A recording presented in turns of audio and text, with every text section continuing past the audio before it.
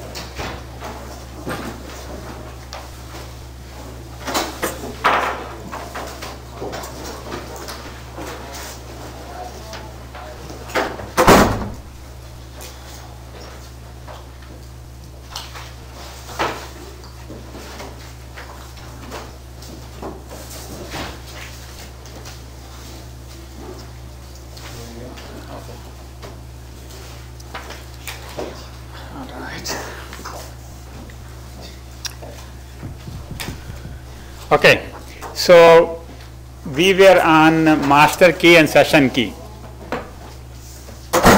All right, and so the idea is that we change the key very often, and the key that we are using is called the session key, and the master key is simply used to send the session key. All right, so we don't have too many uses of master key, because every time we use encryption, we are giving one more data point to the attacker. Right, so the less data point they have, better it is. So therefore there are two keys, session key and master key. And so if you want to do that, then this is the sequence you could do. You could say, hey B, I am A and my nonce is N1. This is going in clear.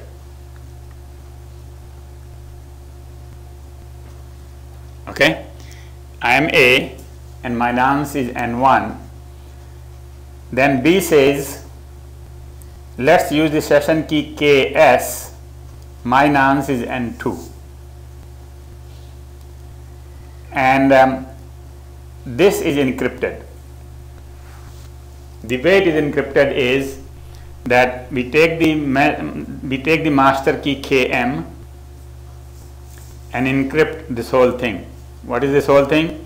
This is the session key KS, your ID, my ID, your number and my number. For your number, instead of sending your number back, I might do something to it which might be agreed beforehand. It could be a hash, it could be just add 1.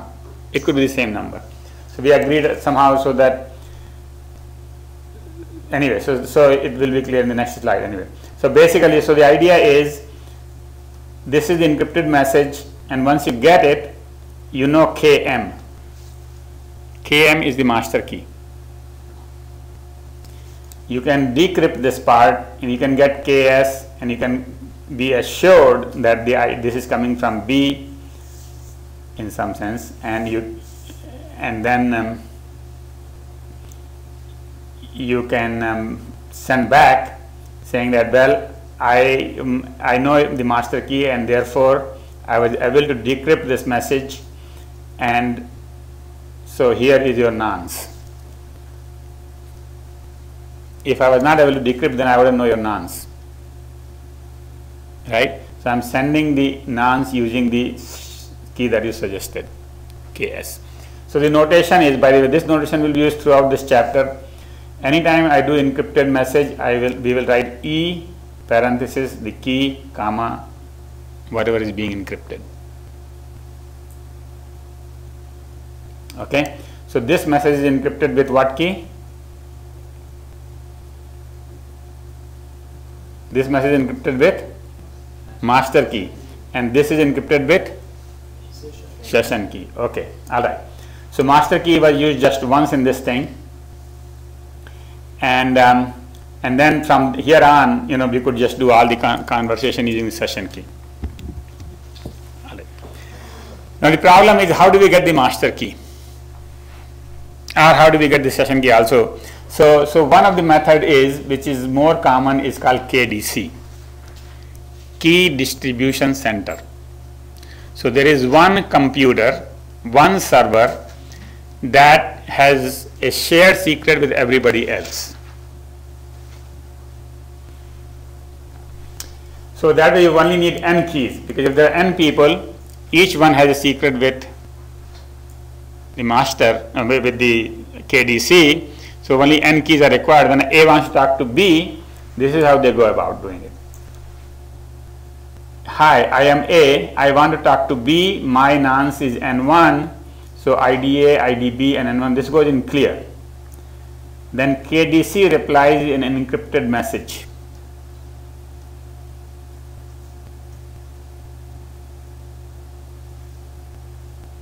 Okay, this message is encrypted with KA. What is KA? KA is the secret for A and the KDC. So that was when the A registered with KDC on day 1, that secret was established. Okay, so that's the permanent key for A.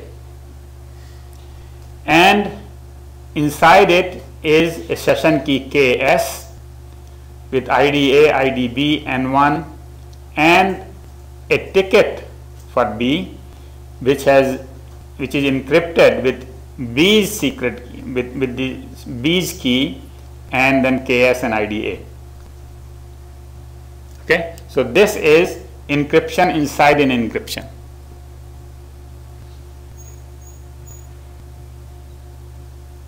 Is that clear? The notation is clear? That we take this, concatenate with all of this, and then we take the whole thing and we encrypt.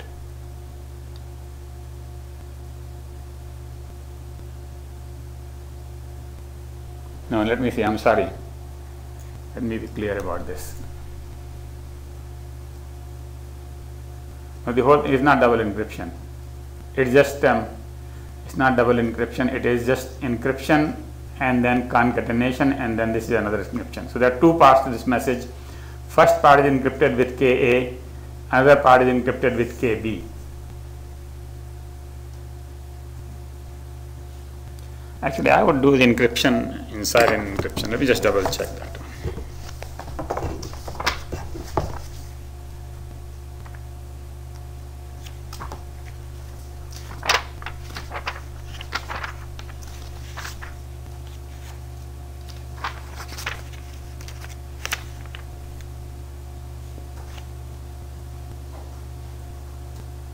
Okay, so well, this is what the book says. So this is just basically one encryption message which is for you, and one you can send to B. So anyways, this could be called the ticket for B. So then A sends that to B and says, hey B, I want to talk to you, and here is the ticket from KDC. So the second part is sent to B. And B can decrypt it because this key B knows, and from there it can find out two things. It can find out the session key, and it can find out the ID of A.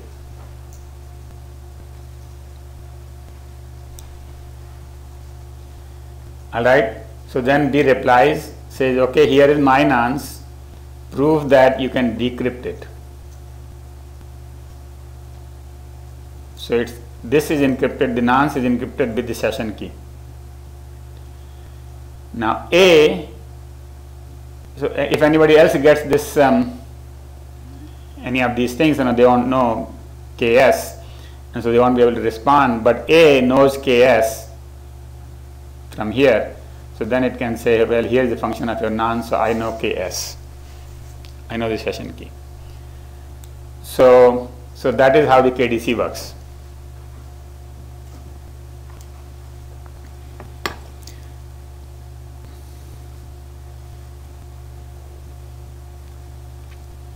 By the way, these diagrams are mine. Actually, the book has similar diagrams. Actually, they have only the bottom part, these things. I just added the English meaning of those messages.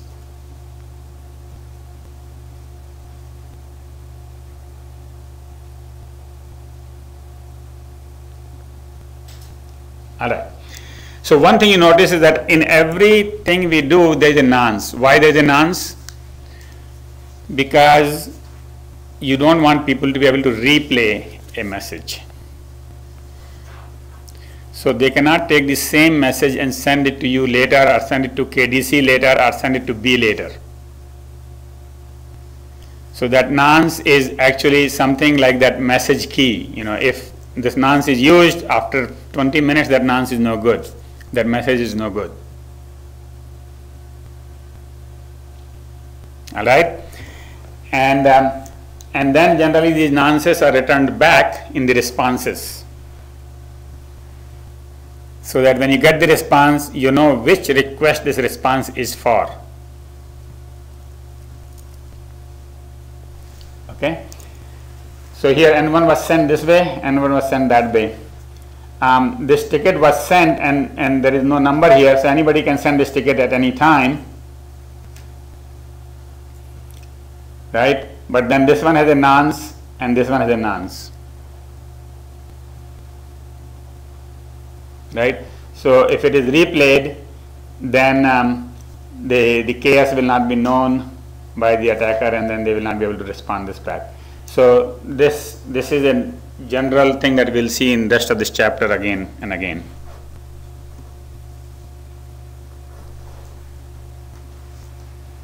Okay. So with this method, everybody has a secret with a central server, and then when you want to talk to somebody else, the central server decides the session key for you, and you can use that, and you can give encrypted version of that to the other side, and they can believe it because it is encrypted with a secret that they already know about. So this is the method that was used in Kerberos, and I think there might be some other chapter where we talk about Kerberos, but Kerberos is an authentication system that was developed at MIT, where they had this big, and I'm not sure how the Wushtel key works. Maybe it works something similar, but Kerberos was for campus-wide authentication. You could go to any computer and log in yourself, similar to Wushtel key for many different things. And so Kerberos uses this kind of method where everybody has to register with KDC. Similarly, you register with Wushtel key, and then once you register with Wushtel key, you can go to any place and authenticate yourself and talk to the server. All right. So the last point is about hierarchies of KDCs. So you have registered with Wushtel. What if you want to talk to somebody from St. Louis University?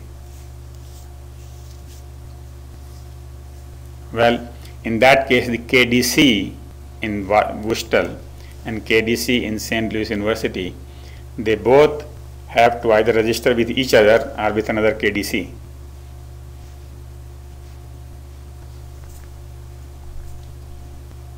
All right, and so there is a hierarchy. So when A wants to talk to B, A says to KDC, I want to talk to B, and then KDC realizes that St. Louis University is not here, sends a message to St. Louis University saying that A wants to talk to your B, and then because that KDC has a secret with B over there and has a secret with our KDC, things flow back. So there is a whole set of messages encrypted and so on and so forth sent back here, but the end result is very similar to this. There is a session key which is set up, which is sent to the other side.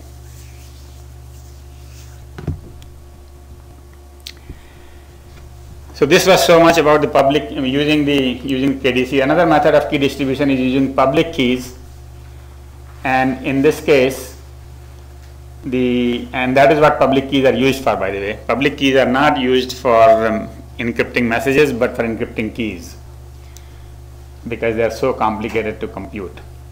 So here is the message. Here is the method.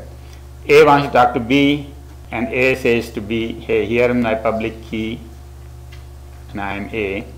So basically it sends in clear the public key and the ID. Then B sends the session key using the public key of A. So it sends an encrypted message with public key of A, which is encrypted public key of A, the session key KS. So now if A is really A, then it will be able to decrypt this and have KS. All right. Well, this simple method looks like working, but it is not working because you can have man in the middle attack. Now, anybody remembers what is man in the middle attack? That was in Diffie-Hellman, right? Similar thing can happen here. So A is talking to B, but C can come in between and take all the A's messages, generate new messages for B, and take all the B's messages and generate new messages for A. So how will that work? Anybody? Yeah. So receives in the middle and then grab A's public key and then kind of create its own communication with A with the session key? No. So it will create its own, it will take its own public key and send it to B. Right, saying that I am A and here is my public key. right? This is not the public key of A, it's public key of C. Then what will happen? Then it would have a Yeah, we will use that public key to encrypt a session key which C can decrypt,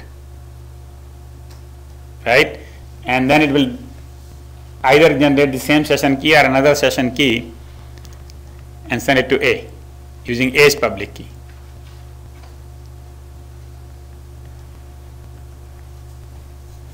Yeah.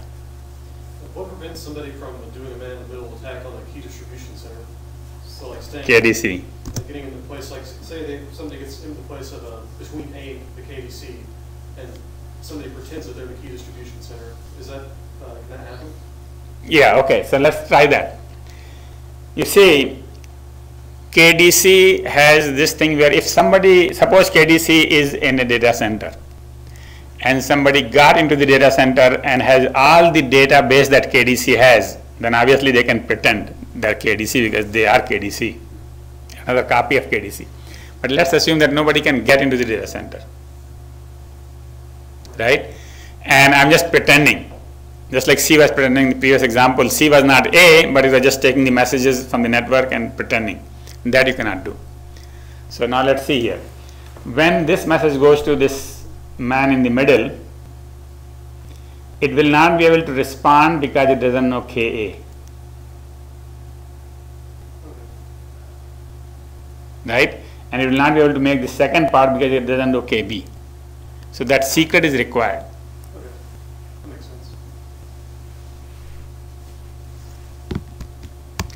All right. So now the problem with this man in the middle is because there is no authentication. How do you know that this is really A? Even though it is saying my public key is A, my public key is this, how do you believe that? It could be somebody else's public key, like public key of C. So for that, the method is as follows. It says I am A and my nonce is N1. And this is an encrypted message already, so this is not in clear. This is encrypted message with the public key of B, N1 and IDA. So my ID is encrypted and my number is encrypted. So then B can decrypt that. Nobody else can decrypt that. B can decrypt that and says here is my nonce N2. And I am B, it proved that I am B because I can decrypt that, and so here is your N1 and this is encrypted with public key of A. So here is my nonce. Now you prove that you can decrypt this. So then A can decrypt it because it is encrypted with public key of A. It can tell it what nonce is using public key of B. So now they know each other's secrets. At this is authentication phase. Once it is authenticated, then they can send the KS as usual.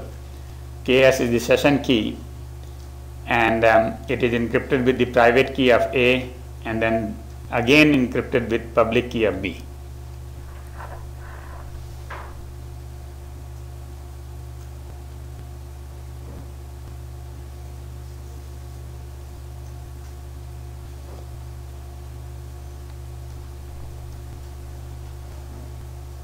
Minji, are you here?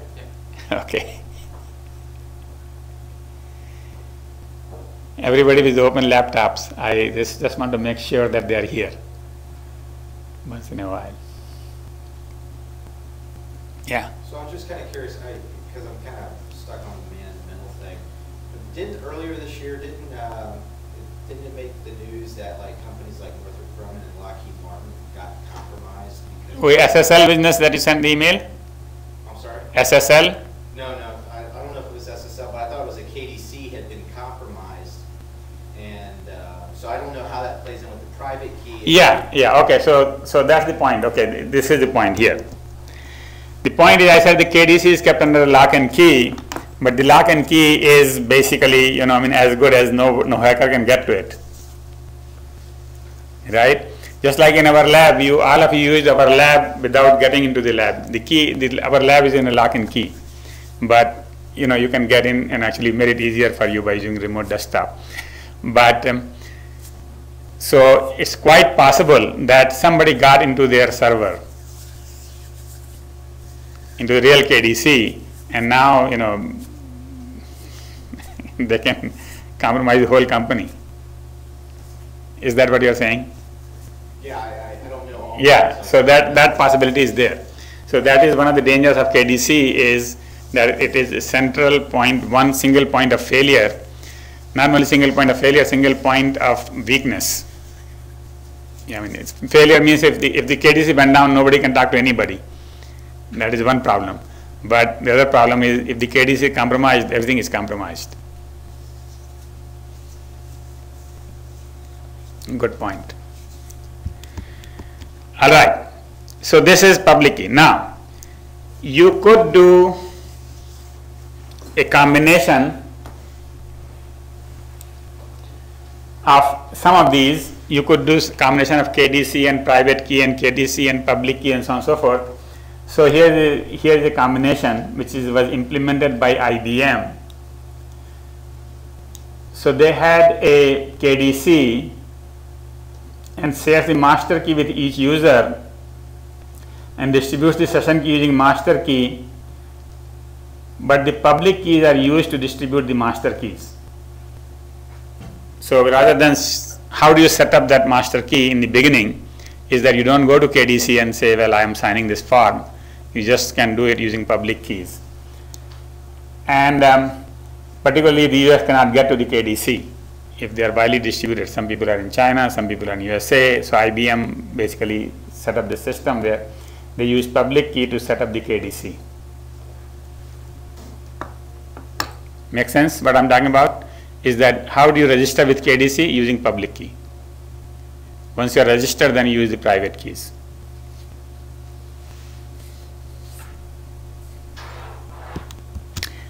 All right. So next question is, how do you distribute the public keys?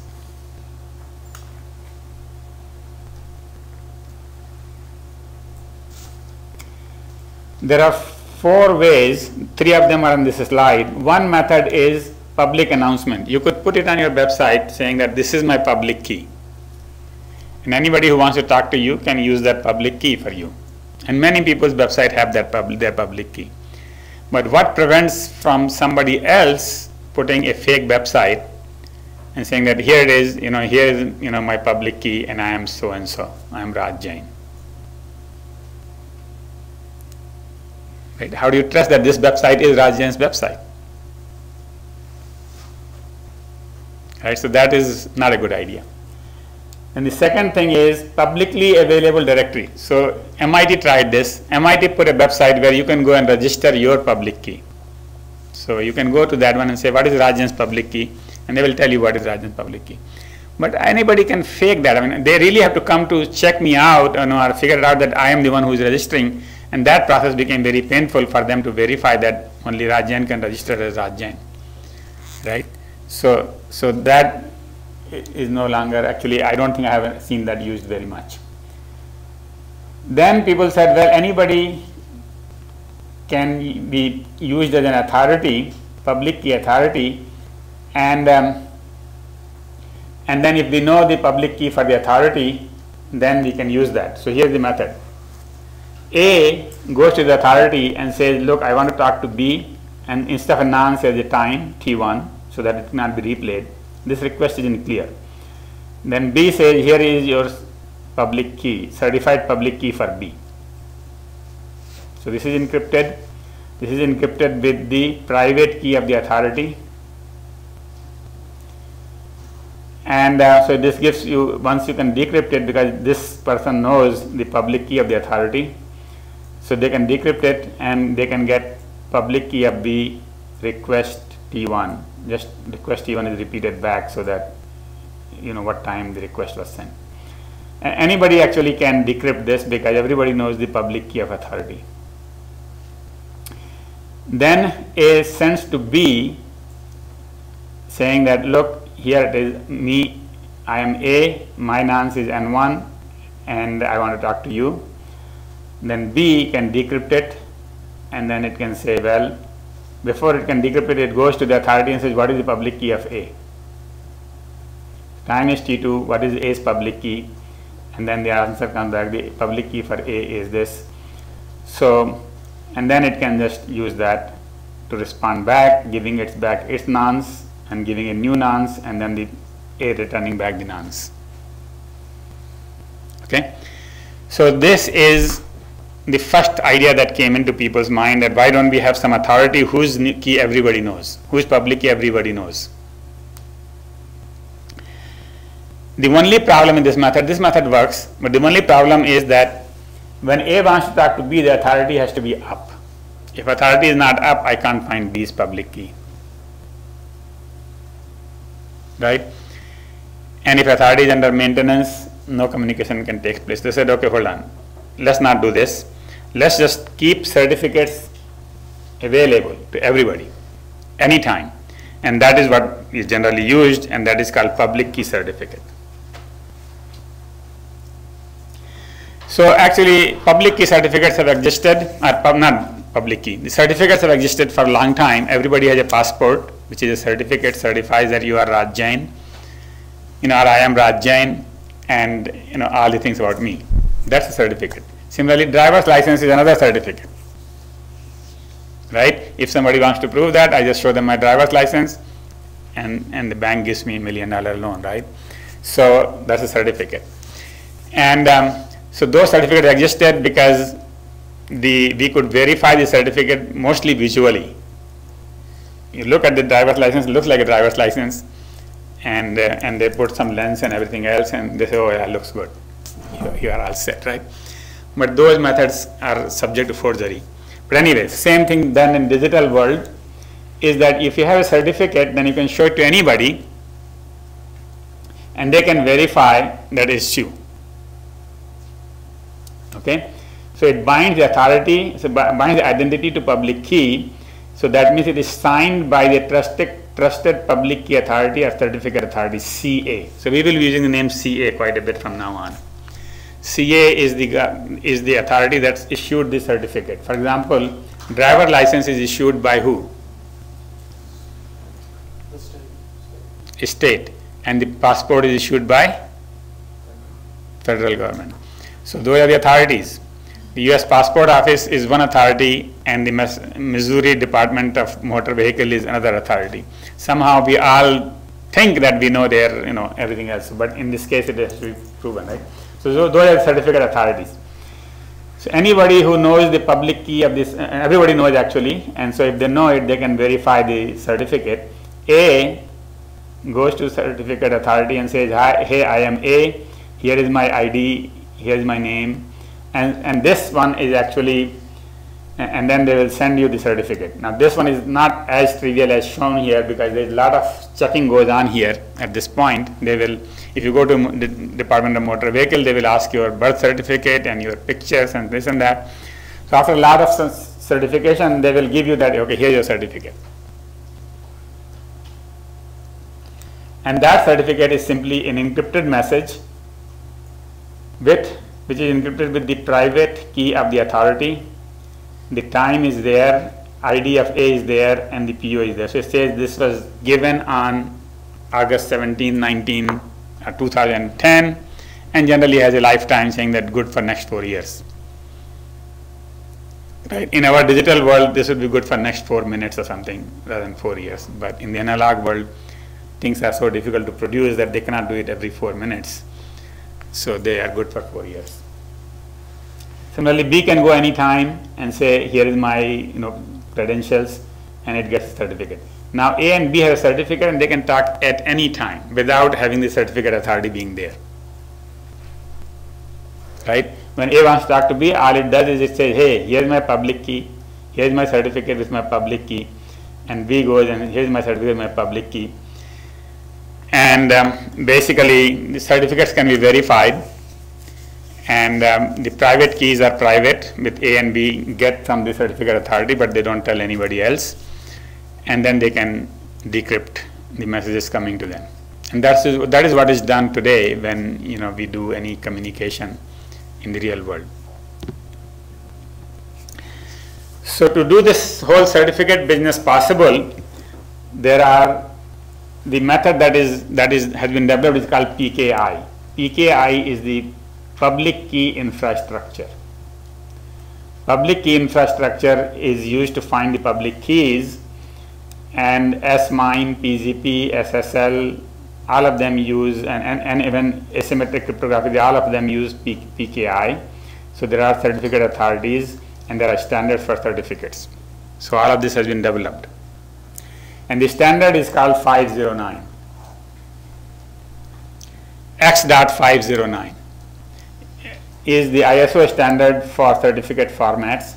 However, the standards are, whenever they develop a standard, people need to get together and narrow down the options, because the standards generally specify all options possible.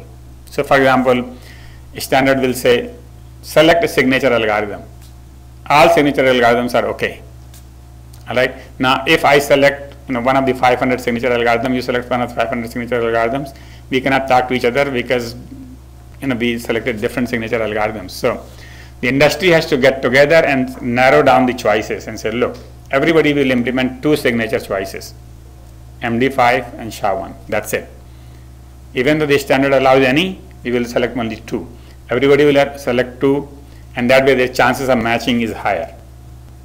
Right? Actually 100%. If everybody implements 2, you get 100%. So for every standard, whether it is Wi-Fi standard, whether it is Ethernet standard, whether it is X509, after the standard is done, the industry meets one more time, or actually many more times, and narrows down the choices that are allowed by the standard to the one that should be implemented. So you get an implementable standard. So PKIX is that. PKIX is the IETF working group on PKI, and it adopted 509 and a subset of its options. So wherever it says these are the choices, it just narrowed it down, and therefore it is called a profile of X509. Alright, so you could say, well, I follow 509, and I could say I follow 509, but we may not be able to talk to each other. But if you say I follow PKIX and I also say I follow PKIX, then we can both talk, guaranteed.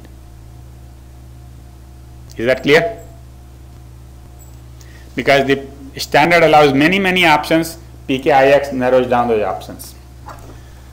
So TLS, IPsec, SmartCap, everything that we know about cable labs, they all use 509. So 509 is a worldwide standard, and it is used everywhere. And so every computer that you have in front of you has a list of root certificates. What is a root certificate? A root certificate is a certificate that is issued by the person himself. So for example, I get a driver's license which is signed by the Department of Motor Vehicle of Missouri. But who signs the Department of Motor Vehicle of Missouri? They themselves sign it. All right. So how do we know that nobody else is becoming Department of Motor Vehicle? Because that thing is built into our computer. So nobody can. So basically, the root certificates are built into our computer. So in our computer, if you open your computer, and like I opened my computer, I found many root certificates already built in. All right. So there are many companies that can give you a certificate, and each of these companies has approached Microsoft or Apple or whichever computer you use and said, look, here's my certificate, and they gave all the proof, and then the Microsoft put that certificate in your computer, and you keep updating it every week actually. But basically, so that certificate has the public key for that authority, and you can trust that that public key is good. If that public key is good, then you can trust other certificates based upon that. Make sense? That somewhere this chain of certification has to stop. So I am trusting you because Department of Motor Vehicles said so, But how do we know that this is Department of Motor Vehicle? Because Microsoft told me. That's why. How do we know Microsoft told me? Somebody else could make it up. So that's possible. But so all the certificates are kept in your computer. And if you go to your computer, in this case I have used Firefox, but the same thing appears in Internet Explorer. You could go into the security section and you could see all these certificates, and I have shown you one part here which shows VeriSign. And if you open that, this is from Internet Explorer, by the way, this particular slide. The previous one was from Firefox. But if you open any certificate, then you will find that this says VeriSign, issued by VeriSign. So this is a root certificate, right? So VeriSign is verifying that this is a public key. If you open that public key, you will find that if you open the certificate, find that the version is version 3. So 509 has gone through version 1, 2, and 3. So this is version 3. Serial number is, this is the serial number of the certificate that they have issued. Signature algorithm is this. Issuer is themselves. It was given out on this date. It is good for the next 30 years. And that it is, and this is for the VeriSign. And the public key is here. If you click on this one, it will show you the public key, real public key, 2048 bits. Version number is V3. Serial number of this company's certificate is this. So what happens is, suppose VeriSign issues certificate for Raj Jain, it will have a number 1. I go again and get another certificate that will have number 2 for me. So this is the serial number of the subject's key. This is the serial number of the CA has issued millions of certificates, so this number is very high. And this is the serial number of the subject's key, signature algorithm again, and then issuer, valid, blah, blah, blah. So like that, you can find many different fields which are listed here. And basically the notation is, whenever we write CA double angle bracket A, means that this is a certificate for A signed by CA. That's the notation. Okay.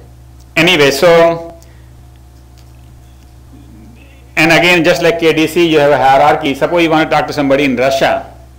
In Russia, they don't have VeriSign. Hopefully, they don't have. Then how do you talk to them? Right? They don't know VeriSign's signature.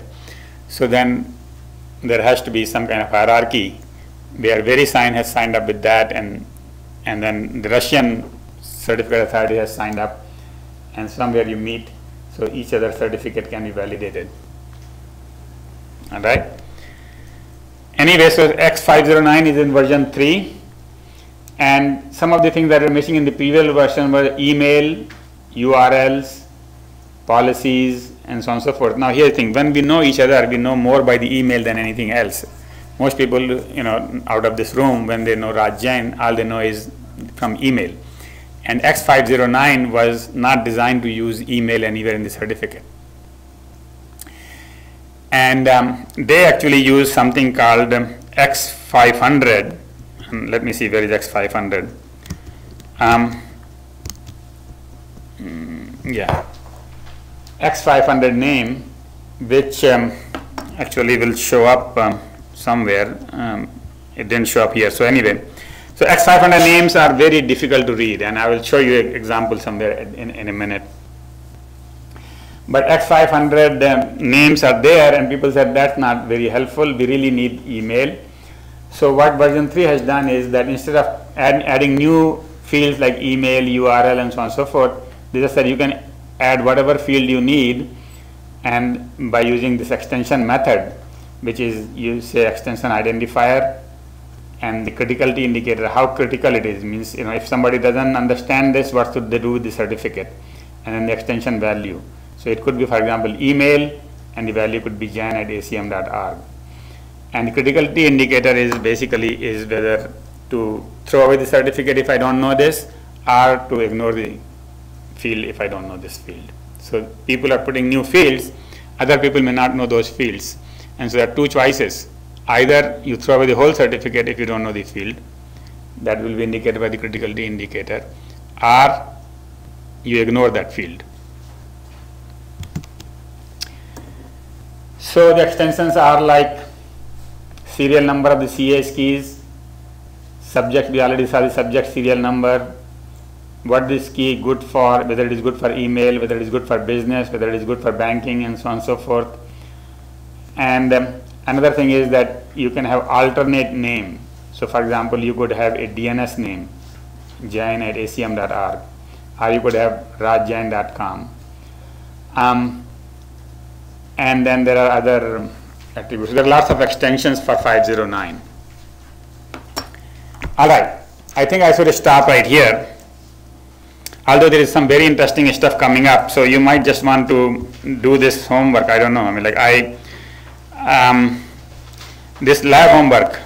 Maybe you should do the homework anyway. You can do that. And so basically, the lab homework is that you need to get a certificate for yourself. It's free. So get a certificate for yourself. The next 5 slides talk about how to get it. And then respond to our email. Actually, today is only Monday, is it? Yeah, so this is not due till next Monday. So we will finish it next Wednesday anyway. Yeah. So if you already have a certificate, you don't need to go. Yeah. If you already have a certificate, you don't need to go and get another one. And also, there is no hurry on this one because we can discuss this more on Wednesday. So, but no hurry does that mean it's not necessarily due the following Monday? it's due Monday. It's due Monday for sure. No, I just didn't want to. I mean, basically, you can get the certificate on Wednesday, or you can get the certificate today. It doesn't matter. It's all there. There are 2 slides left in this lecture.